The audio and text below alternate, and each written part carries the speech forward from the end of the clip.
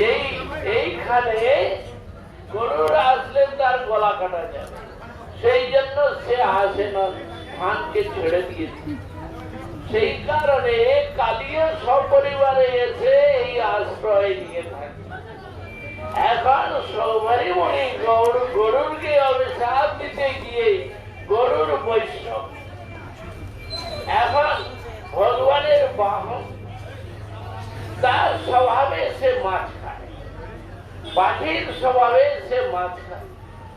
অতএব তার খাদ্যটি নিয়ে সেইখানে বিচার করতে গিয়ে হয়ে গেল অপরাধ। সেই অপরাধের ফলে সৌভারী মুনির কাম বাসনা জেগে উঠল। সে যে আর থাকতে পারল না, মান্ধাতার ৪৯ কন্যাকে বিবাহ করে ঘর সংসার করল। বহু কাল ঘর সংসার করবার পরে আবার নির্বেদ হলো, তখন সাধু সঙ্গে গিয়ে ভগবানের ভজন করে পার হল। যাই হোক, সেই কালিয়ের যে অবস্থা, আজ থেকে ৫০০০ বছর পূর্বে কালিয়ের সর্প এইখানে থাকে। তার বিষের জ্বালায় চারদিকে বিষাক্ত হয়ে গেছে, কোন গাছপালা কিছুই আর নাই, কেবল একটি মাত্র গাছ। এই গাছটি এখন লক্ষ লক্ষ কোটি কোটি বছর ধরে বেঁচে আছে। তো এই গাছটিকে দেখেই ভগবান কৃষ্ণ দেখলেন যে এই কালিয়ের বিষকে সরাইতে হবে, কালিয়কে আর বিষ জল মুক্ত করতে হবে, না হলে কেউ না জেনে জলে হাত দিয়ে সব মারা যাবে। এই জন্য তিনি কি করলেন, এই কালিয়ের বিষকে আর কালিয়ের সর্পকে সরাইবার জন্য চেষ্টা করলেন। একটা বল ফেলে দিয়ে বলে কি, আরে বল পড়ে গেছে, চল বলটাকে উঠাইতে হবে। কে যাবে এখন? কালিয়ে তো হ্রদে ঝাঁপ দিবে। তখন কৃষ্ণ বললেন, ভাই তোমরা দাঁড়াও, আমি যাচ্ছি, আমি বল আনবো। তো এখন সেই বল আনতে গিয়ে সঙ্গে সঙ্গে তিনি এই গাছের ডালের উপরে চড়ে গেলেন, আর ওই উপর থেকেই জলের মধ্যে ঝাঁপ দিলেন। দিতেই এখন বিষ ধনুক জল উপরে উঠে গেল, উঠে উছলে গেল। তো কালিয়ের গর্তের মধ্যে জল চলে যেতে বলে, আরে জল কোথা থেকে আসলো, কে আসলো? বাইরে বেরিয়ে দেখে একটা শ্যাম সলনা, সে এখন সাঁতার কাটছে। বাড়ি এমন একটা সুন্দর স্বরূপ, একটা সুন্দর বালক কোথা থেকে এসে গেছে এখানে? এখানে কোনো প্রাণী আসে না, পশু পাখি যা আসে সব মরে যায়, কেউ আর বাঁচে না। কিন্তু এই বালকটি কি করে আসলো? বালকটিকে এখন সর্প উঠিল, তার বসে ক্রোধ বসে তাহাকে কামড়াইবার জন্য ছুটছে, জলের মধ্যে ছুটতে লাগলো। কৃষ্ণের সঙ্গে সাঁতারে আর পারছে না। তারপরে এখন যেমনি কৃষ্ণ এসে ঘুরে দাঁড়িয়েছে, সঙ্গে সঙ্গে কালিও কি করেছে, নিজের লেজ দিয়েই এখন কৃষ্ণকে জড়িয়ে ধরেছে, বেশ টাইট করে ধরেছে। বলে, আচ্ছা ধরো, কত ধরবে ধরো। তারপরে কৃষ্ণ এখন নিজের শরীরকে ফুলিয়েছেন, এমন ভাবে ফুলিয়েছেন যে সাপের গাঁট গুলো খুলে খুলে চুর চুর হয়ে গেল, খুলে গেল। এখন কি হবে, এই থেকে আর পারল না। তখন কৃষ্ণ সরু হয়ে পাতলা হয়ে বেরিয়েছে, আবার সাঁতার কাটছে। তখন সাপ এখন ফোনা উঠিয়ে দেখছে, আরে আমার থেকে বেরিয়ে গেল, এখন ফোনা তুলছে কামড়াবে বলে। যখন কামড়াতে যাচ্ছে তখন কৃষ্ণ কি করলেন, ফোনাটা ধরে বলে, এই দাঁড়া। ফোনাটা ধরেই তার উপরে চড়ে গেলেন। চড়ে গিয়ে মাথার উপরে ১০০০ ফোনা, কিন্তু সব ফোনাগুলো বিষ নাই, একটা দুটোতে বিষ আছে। তো এখন উঠে গিয়ে যেমনি ফোনা উঠাচ্ছে তেমনি লাঠি দিয়ে মারছেন, পা দিয়ে এমন মারছেন যে বিশ্বম্বর ভগবানের নৃত্যতে আর প্রহারেই বাস ফোনাগুলো ভেঙে যাচ্ছে। এইভাবে ভাঙতে ভাঙতে সমস্ত ফোনা ভেঙে চুর হয়ে গেল। তারপরে কালিয়া এখন রক্ত বমি করতে লাগলো। এইভাবে রক্ত বমি করতে করতে মারা যাবে, শেষ প্রাণ এখন যায় যায় অবস্থা। কালীয় পত্রীগণ দেখলেন যে এ যদি মারা যায় আমরা বিধবা হয়ে যাব, অসহায় হয়ে যাব। এই জন্য কালীয় পত্রীগণ তারা লক্ষ্মী দেবীর সঙ্গ লাভ করতেন। তারা যে পরম ভক্তিমতী, কৃষ্ণের প্রতি অনুরাগিনী, তারা এখন প্রার্থনা করতে লাগলো, হে প্রভু, এই কালীয় দুষ্ট সে তো আপনাকে কোনদিন ভক্তি করে নাই, কিন্তু আপনি যে পরম অনুগ্রহ করলেন, যে চরণ ধুলি ব্রহ্মা শিব লক্ষ্মী আদি পায় নাই, আর সেই চরণ ধুলি ইনি স্পর্শ করতে পেরেছে, আর তাহার মস্তকে তুমি নৃত্য করতে, অতএব এর প্রাণ দান দাও। এই বলে তাহার কাছে প্রাণ ভিক্ষা চাইলেন। তখন কৃষ্ণ বললেন, প্রাণ ভিক্ষা দিয়ে বললেন কি, আচ্ছা ঠিক আছে, হে কালীয়, দেখো আমি চাই, এই হলো ব্রজভূমি, আমার লীলাস্থলী, এই যে লীলাস্থলীকে শুদ্ধ পবিত্র করতে চাই, অতএব তুমি এই স্থানে নয় রমণক দ্বীপে চলে যাও, সেইখানে তুমি থাকবে। কালীয় বলল কি, প্রভু গরুরের ভয়ে আমি এখানে এসেছিলাম, এখন গেলে যে আমাকে মারবে। কৃষ্ণ বললেন, না, আমার চরণ চিহ্ন তোমার মস্তকে আছে, তোমার বংশের কাউকে কোনদিন গরুর প্রহার করবে না, মারবে না, এই চরণ চিহ্নের দ্বারা তোমরা সুশোভিত হবে যাও, আর গরুর তোমাদের আদর করবে, স্নেহ করবে। সেই থেকে কালীয় সপরিবারে এই স্থান থেকে তারা জল পথে সমুদ্র হয়ে রমণক দ্বীপ জানি ফিজি দ্বীপে চলে যান, সেইখানে গিয়ে অবস্থান করে। এখনো সেই স্থানে নিদর্শন পাওয়া যায়। তো এখন হলোটা কি, যে কালীয় স্বরূপ ভগবান কৃষ্ণকে বহুবিধ উপহার ইত্যাদি প্রদান করেছে। যে ব্রজেতে ভগবান কৃষ্ণ কি করলেন, জল, মাটি, জল, তারপরে অগ্নি, বায়ু, আকাশ, এই পঞ্চতত্ত্বের মধ্যে যত অসুর দৈত্য দানব এসে প্রবেশ করেছে, আর আসরিক ভাব প্রকাশ করে তারা যে উগ্রতা দেখিয়েছিল, ভগবান কৃষ্ণ সেই পঞ্চতত্ত্বকে শোধন করে দিলেন, জলকে শোধন করলেন। এই পঞ্চতত্ত্বকে শোধন করে তিনি তাহার লীলাভূমিকে প্রকাশ করে দিলেন। আমাদের দেহখানিও পঞ্চতত্ত্বে, তাই না? মাটি, জল, অগ্নি, বায়ু, আকাশ, এই পঞ্চতত্ত্বের শরীর। আমাদের মধ্যে যে আসরিক ভাব, প্রকৃতির গুণে তামসিক ভাব, রাজসিক ভাব, সাত্বিক ভাব, এইগুলি থাকার জন্য আমরা মায়ার দ্বারা পরিভ্রমী।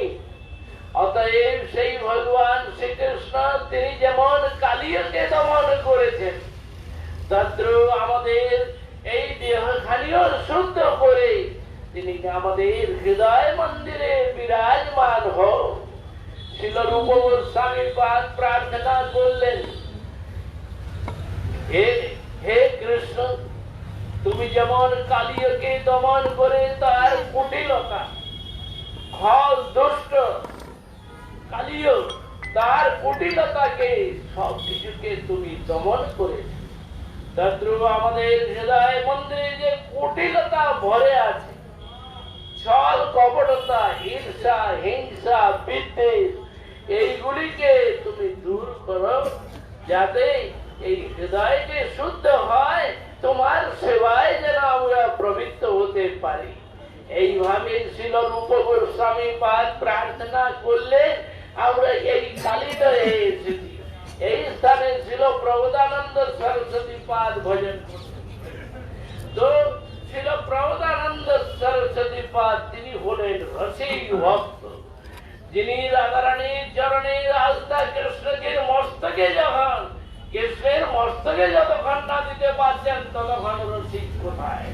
অতএব সেই প্রবোধানন্দ সরস্বতী পাদ রসিক চূড়ামণি, তিনি রসিকতাপূর্ণ রাধারানী এবং কৃষ্ণের মহিমাকে বর্ণনা করেছেন। এই কালিদাহে আমরা এসেছি এই কদম্ব বৃক্ষকে প্রণাম করে যাই যাতে কৃষ্ণের কৃপা লাভ হয়। বলো কালিদাস কি জয়, বলো কালিদাস কি জয়। গৌর প্রেমানন্দে।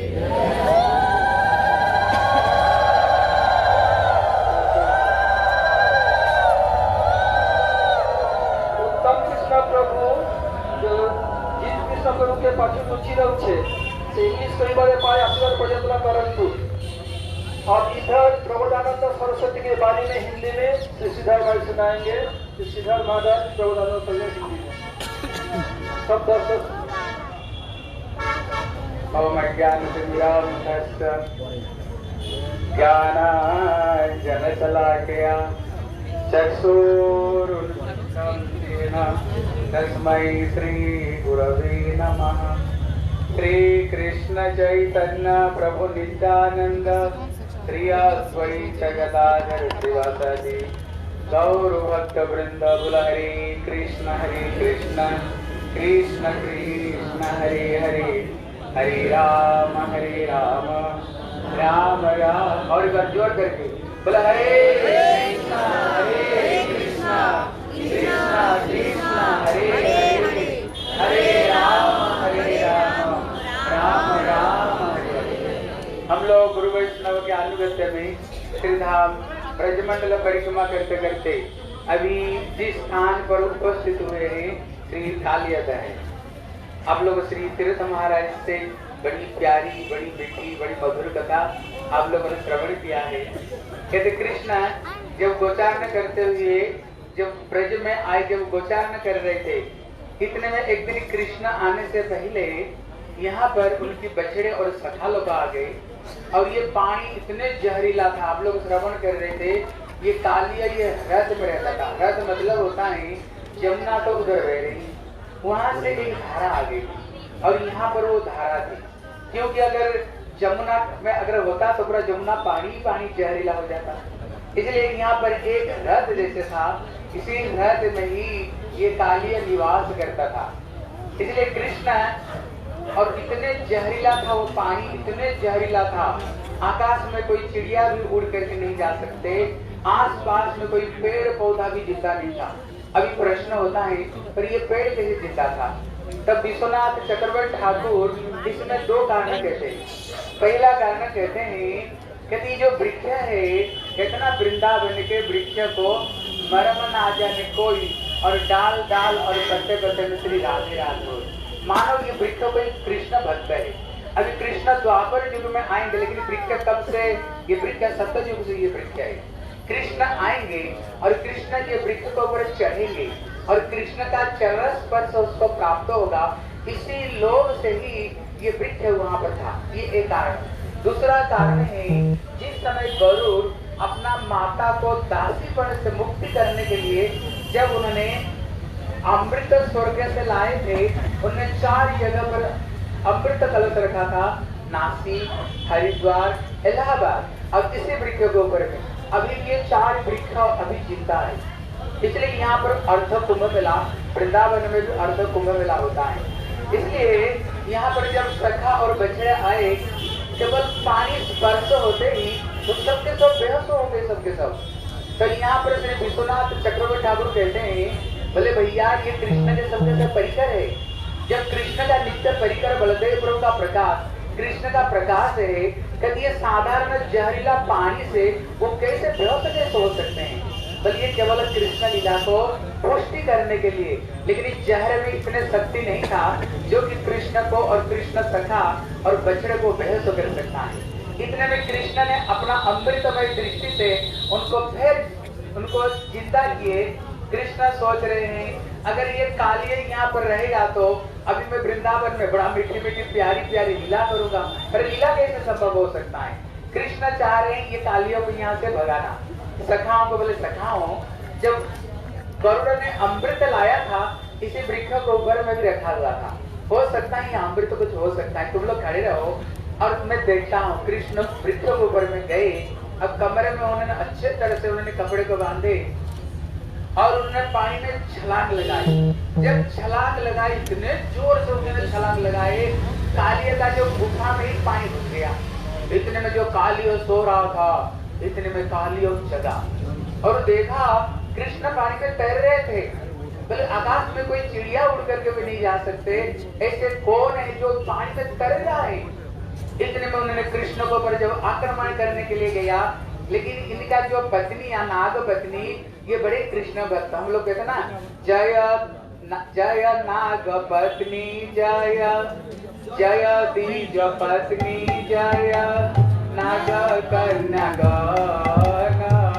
भक्ति तेजहारा पाइला गोविंद चरण। इसलिए वो सबके सब कृष्ण भक्त थे। उन्होंने पति को समझाने के लिए कोशिश की, बोले ये भगवान है। बोले भगवान कैया को पीछे पीछे दौड़ता है, घर घर में मक्खन चोरी करता है, भगवान हो गया। इतने में उसने आकर के कृष्ण का मर्म स्थान को उन्होंने दंशन किया। जब दंशन किया, कृष्ण ने कहा देखो पहला बारी तो तेरा, बाद में तो ऐसे बोलोगे हमें उसने शान से ही नहीं दिया, जो कुछ करना तो कर दे। जब कुछ नहीं हुआ, कृष्ण शरीर में उन्हें लपट गए। जब उन्हें लपट गए, कृष्ण जैसे बेहोश जैसे पड़े हुए। तब विश्वनाथ चक्रवर्ती ठाकुर कहते हैं भैया साधारण कालिया कृष्ण को कैसे बांध सकता है, कभी कालिया तो कृष्ण बेहोश जैसे पड़े क्यों हुए। बोले ये नर लीला है, ये नर लीला के लिए, इसलिए कालिया को मन में उत्साह आए, इसलिए उन्होंने ये सब लीला की। इतने में ब्रज में तरह तरह का उत्पाद होना शुरू हो गया, सारे अपशकुन दिखाई पड़ने लगा। क्यों? बोले कृष्ण को कालिया पकड़ लिया। तब विश्वनाथ चक्रवर्ती ठाकुर कहते हैं बोले भैया कृष्ण को कभी कालिया पकड़ सकता है, पकड़ सकता है भगवान को, पर ये ब्रज में से अपशकुन क्यों दिखाई पड़े। बोले केवल उन्होंने ये जो अपशकुन है, जो कृष्ण के बछड़े सखा जो बेहोश हो गए थे, इनके दुख के लिए, कृष्ण के दुख के लिए नहीं। इतने में सारे ब्रजवासी कृष्ण का चरणा चिन्ह दर्शन करते करते यहीं पर पहुंचे। जब कृष्ण को देखा जैसे अचेत होकर पड़े हुए, और सारे ब्रजवासी कृष्ण विरह में, मैया जसोदा तो बेहोश हो गई। जितने ब्रजवासी सबके सब काले हृदय में प्राण देना चाह रहे, कृष्ण विरह में हम ये प्राण नहीं रक्षा करेंगे। तब यहाँ पर कहते देखो द्वारका प्रेम और ब्रज प्रेम को देखो। कृष्ण जब द्वारका लीला में जब उन्होंने गुफा में जांबवंत को मारने के लिए, जांबवंत को ढूंढने के लिए गए, और जितने द्वारकावासी थे ना कुछ दिन तक तो अपेक्षा किए, बोले हो ना हो कृष्ण तो मर नहीं गए, वो सबके सब वापस चले आए। लेकिन ये ब्रजवासियों का विरह को देखो, ये ब्रजवासी कृष्ण विरह में प्राण देने के लिए चाह रहे हैं। कृष्ण विरह से हम प्राण को रक्षा नहीं कर सकते हैं। इतने में नंदो फिर सोच रहे हैं, गर्गाचार्य ने कभी बताया तुम्हारा जो बेटा है ना नारायण समगुणी, नारायण का गुण कभी प्रकाश होगा, अरे कभी कभी ये तुम ब्रजवास को रक्षा करेगा। अभी नंद बाबा सोच रहे अगर मैं प्राण त्याग दे दूं, अरे कृष्ण जब आएंगे, अरे कृष्ण किसको साथ में लीला करेंगे, कृष्ण को प्रेम कौन देगा। बलदेव प्रभु इशारा किया, बोले कन्हैया देख तेरे विरह में ये ब्रजवासी कितने व्याकुल हो रहे हैं, क्या तू ये मरे गए एक सांप को साथ में खेल रहे हो। अरे खेलना है ना मेरे साथ में खेलो ना। क्यों? बलदेव प्रभु कौन है? ये अनंत देव शेष नाग बलदेव प्रभु। कहते खेलना तो मेरे शेष स्वरूप से खेलो, ये मरे गए के सड़े सांप के साथ में क्या खेल रहे हो। देख तेरे विरह में ये ब्रजवासी कितने विरहान्वित हो रहे, जल्दी निकल कर क्या। इतने में कृष्ण अपना शरीर को जो फुलाया, उसका गांठ गांठ टूटने लगा। जब उसने टूटने लगा, इतने में कृष्ण निकल करके आ गए और उसका सर पर कृष्ण चढ़ गए। उसका 100 फणा था। कृष्ण एक फणे से दूसरे, दूसरे से तीसरे, तीसरे से चौथे एक साथ में काटना चाह रहा था। कृष्ण बड़े तीव्र गति से, जब कृष्ण उसके चरण के ठोकर मार रहे थे, इतने में आकाश से सारे देवता लोग आ गए, आकर के बड़े सुंदर वाद्य बजा रहे हैं। और कृष्ण क्या कर रहे? नाच रहे। क्या नाच रहे? बोले तांडव गति मुंडन परना चल बनवारी, तांडव गति मुंडन परना जत गिरिधारी, बम बम बम पद पद गत बम बम बम बन गोपन, बिन बिन बिन बिनत करत नागव तु आली, तांडव गति मुंडन परना जत Banwari, gun gun gun gun Kartik gun gun gun गंधर्व गण, नाम नाम नाम नारद मुनि सब देत ताली, तांडव गति मुंडन परना जत गिरिधारी, बम बम बलिहारी। इसलिए शंकर महिमान्वित हो, प्रभु आपकी जय जयकार हो। बोले श्री कालिया नंदन भगवान की। इसलिए शंकर जी सोच रहे थे भैया सबसे मेरा नाम नटराज है, सारे नृत्यकारों में सबसे बढ़िया नाचने वाला मैं हूँ। लेकिन जब कृष्ण के आज सर्प को सर पर नाच दिखाए, बोले बड़े रस्सी के ऊपर कोई नाचते हुए देखे होंगे, गिलासिया के ऊपर में, तलवार के ऊपर में, लेकिन कभी देखा है कोई सर्प के सर के ऊपर नृत्य करते हुए। इसलिए इनके लिए बताया नटवर। शंकर जी नटराज, कृष्ण कौन है? ये नटवर, मतलब शंकर का जो वर मतलब पति। क्योंकि जब शंकर जी कृष्ण जब रास कर रहे थे, कृष्ण किस रूप में आए? शंकर जी गोपी बन करके आए। इसलिए कृष्ण जब नृत्य कर रहे थे, चरण की ठोकर मार रहे थे, मुंह से खून की उल्टी होने लग गया। जब उल्टी होने लगी उसको याद आया मेरी पत्नियां जो कह रही थी कृष्ण भगवान सही भगवान है। क्योंकि साधारण केवल 6 साल का बालक है, लग रहा है जब माना सारा शरीर में विश्व ब्रह्मांड का बोझ आ गया, ये भगवान है। जब ऐसी भावना आई ना, पहले नाग पत्नियां सोच रही मर जाए तो अच्छा है, ये मर जाए तो अच्छा। क्यों? एक तो भजन करता है नहीं और हमें भजन करने भी नहीं देता है। अगर जो करे नहीं और करने नहीं दे, ऐसे पति रहना नहीं रहना बराबर है। इसलिए बोले जिनके प्रिय ना राम वैदे ही देखिए कोटि वैरी समझ भी परमत नहीं। इसलिए मर जाए तो अच्छा है। लेकिन जब देखा कृष्ण की चरण को ठोकर से उसकी कृष्ण भक्ति आ गई, कृष्ण भक्ति आ गई। कहते भैया इतने जो दुष्ट था फिर इसके अंदर में कृष्ण भक्ति आई कैसे? आई कैसे? तो विश्वनाथ चक्रवर्ती ठाकुर कहते हैं इनकी जो पत्नियां है ना कृष्ण भक्त है, वो बीच बीच में कृष्ण कथा सुनाते थे। जो सुनाते थे क्या हो गया? वो बीज हो गया। जैसे खेती में तो बीज बो दिया, लेकिन भैया पानी की तो जरूरत है, उसर भूमि में पानी तो है ही नहीं, क्योंकि उसका मन खल में नहीं। लेकिन जब कृष्ण की चरण स्पर्श हुई, जिस चरण को पाने के लिए शेष महेश गणेश दिनेश सुरेश से जाए निरंतर ध्यान में, वो चरण स्पर्श से ही उसका धीरे धीरे अंकुर, जैसे पानी का काम करा, अंकुर, 2 पत्ते, फिर टहनियां, फिर तो फल फूल निकल आया। चलो भैया अभी तो कृष्ण भक्त हो गया। अगर पति अगर कृष्ण भक्त हो जाए ना भैया बढ़िया अच्छी बात है, फिर दोनों का गाड़ी बढ़िया चलेगी बढ़िया। क्योंकि नाग पत्नी देखने में सुंदर थी। अगर कोई स्त्री सुंदरी हो, अगर बीच में पति मर जाए फिर क्या होता है? दूसरे पुरुष उसको फिर में क्रूर दृष्टि से देखना शुरू कर देते हैं। इसलिए देखे भैया अगर भक्त हो गया ना, बस दोनों पति पत्नी मिलकर भजन करेंगे। फिर तो नाग पत्नियां अपना बच्चों को सामने लेकर, क्यों बच्चों को देखकर दया आएगी। फिर आकर तो उन्होंने स्तुति स्तव करने लग गए, बोले कस्यानुभाव सन देव विद्महे। इसलिए कहते प्रभु ये कालिया ने पूर्व जन्म में ऐसे कौन सा तपस्या किया था जिसे चरणों को पाने के लिए ब्रह्मा शंभु अमरपति गणेशार्चित पद, लेकिन उन्होंने इसे कौन सा तपस्या की? आपको नहीं चाहने पर भी आप जो जबरदस्ती चरण को दे रहे, उन्होंने इसे क्या पुण्य की थी? क्योंकि पहले जन्म में कभी चरणामृत सर में लगाया था, और कभी उन्होंने रामचंद्र को कथा सुना ना, पहले सांप और कौवा रहते थे, इसलिए कभी उनका आसन को दखन कर लिया गर्त को, इसलिए अभिशाप से, इसलिए क्योंकि भक्तों का चरणामृत शरीर में लगाया था। इसलिए से कौन सा सौभाग्य की जो कि आज मेरे पति को ऊपर आप चरण अर्पण कर रहे हो। इसलिए उन्होंने प्रभु माफ कर दो। कृष्ण ने कहा देखो तेरे पति को मैं नहीं मारूंगा, क्योंकि तुम लोग कृष्ण भक्ति कर रहे हो। इसके अंदर में जो अभिमान, केवल ये अभिमान को दूर कर रहा था। बोले कालिया यहाँ से तू भाग जाए, यहाँ से, यहाँ पर रहोगे तो मेरी लीला नहीं होगी। बोले प्रभु वहां पर गरुड़ मेरे को खा जाएगा। बोले चिंता मत करो, मेरे चरण चिन्ह है, अभी गुरु भाई बन गए हो, अभी आदर करेगा। इसलिए कृष्ण उनको फिर इस जल को उन्होंने पवित्र किया। कालिया ने कहा प्रभु आप जैसे गरुड़ को कभी कभी वाहन रूप में व्यवहार करते हो, कभी मेरे को भी सेवा में लगाना, क्योंकि वो कहते एक मुहूर्त में बोले करोड़ों योजन तक मैं गति कर सकता हूँ इतने।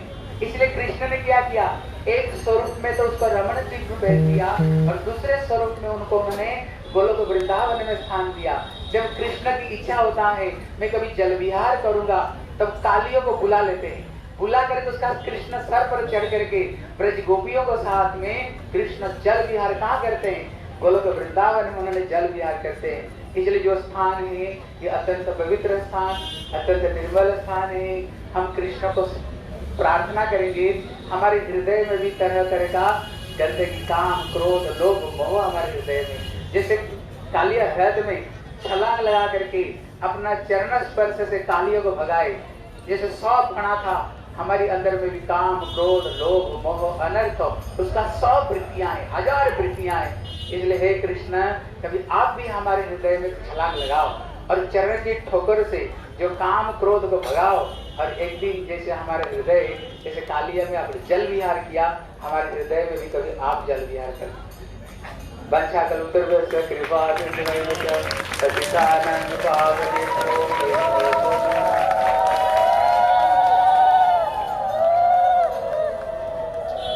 মনে হচ্ছে আজকে বেশি সবাই পান্তা পায় নাই, জোরে উলু দিচ্ছে না কেউ, জোরে উলু দিন।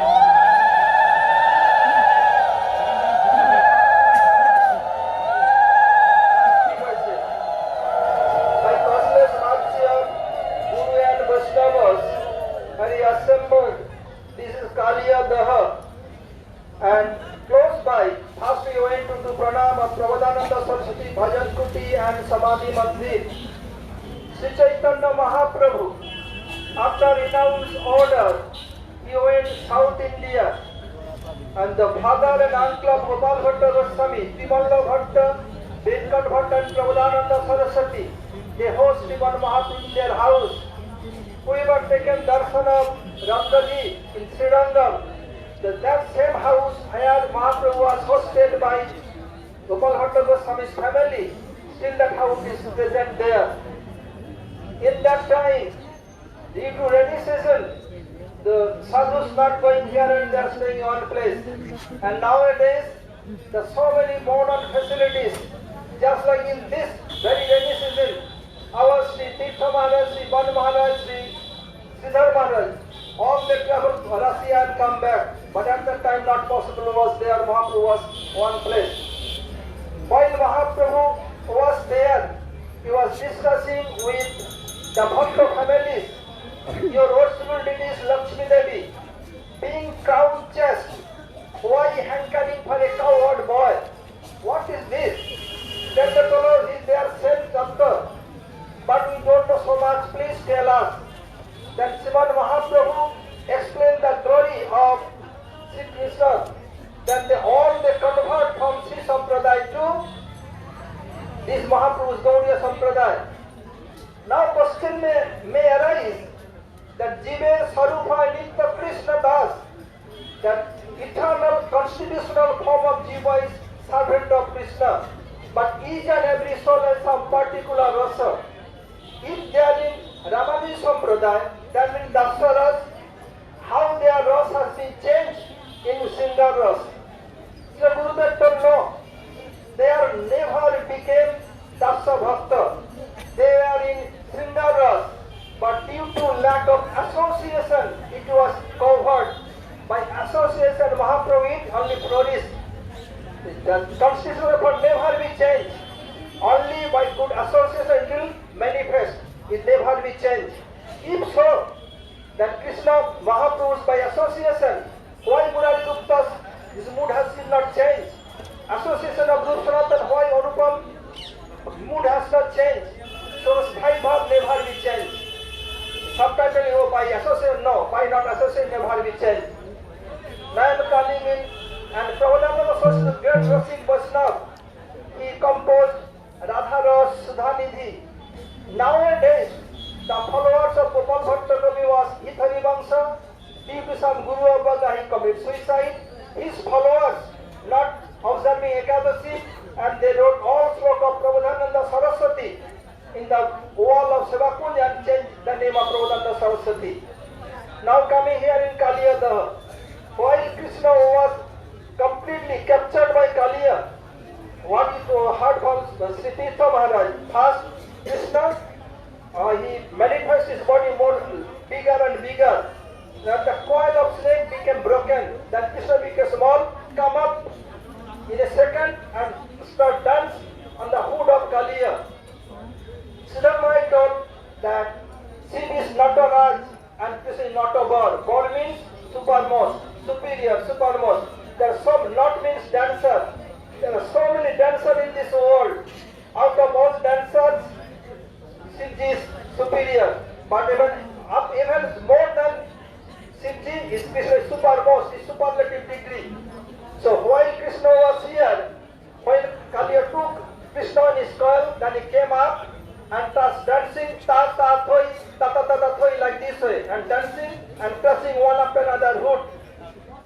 And although Krishna sent him away from here to Ramanuja Deep, what our Dadu, means spiritual grandson Srila Bhaktivedanta Swami Maharaj told, he went to where Ramanuja Deep means Fiji, because Krishna ordered him go by through water, not by land. Otherwise, he'll crash so much land and so many scared. So he went through water from here to ocean. This Pacific, they went there. Sanatana Goswami has told in the Bhagavatamrita, here in this Kalpa, Krishna subdued Kali and sent him Ramanuja. He killed Aristasur, etc. But in other Kalpa, Krishna gave two personalities. One is Aristasur, form of big bull, another is Kaliya. Sometimes Krishna doing, now we have Lila means boat pastime, that is taking Kaliya in daytime with the sakas and doing boat pastime. At night time, sometimes Krishna taking sakis, doing boat pastime and doing ras dance on top of the hood of Kaliya. And this Aristasur, Krishna engaged him in bullock cart. So taking this darshan and praying to Parananda Saraswati and this place, what pastime of Krishna took place here. I am praying to Gurudev and Guru Bhargava. They should manifest in this barren land heart to manifest the pastime. Then one day can also touch that pastime of Krishna, and what the mood of Guru Bhargava, that mood will manifest in our heart. Hare Krishna. Pancha kalpataru bhasta pipa sindhu bhaya vacha patitanam pavane bho vastavi bho namo namaha. Khototal upeni, khototal mai. इसके बाद हम जहाँ जाएंगे उधर उत्तम पे हुआ परमहंस महाराज English में बोलेंगे, उत्तम पे हुआ परमहंस महाराज रेडी रहेंगे, और वन महाराज हिंदी में बोलेंगे अगले स्टॉपेज पर वन महाराज जी. Now we are going to Madan Mohan Thakur, Madan Mohan Mandir. Chalo, Kirtan. Sing on. Hare Krishna, Krishna Krishna.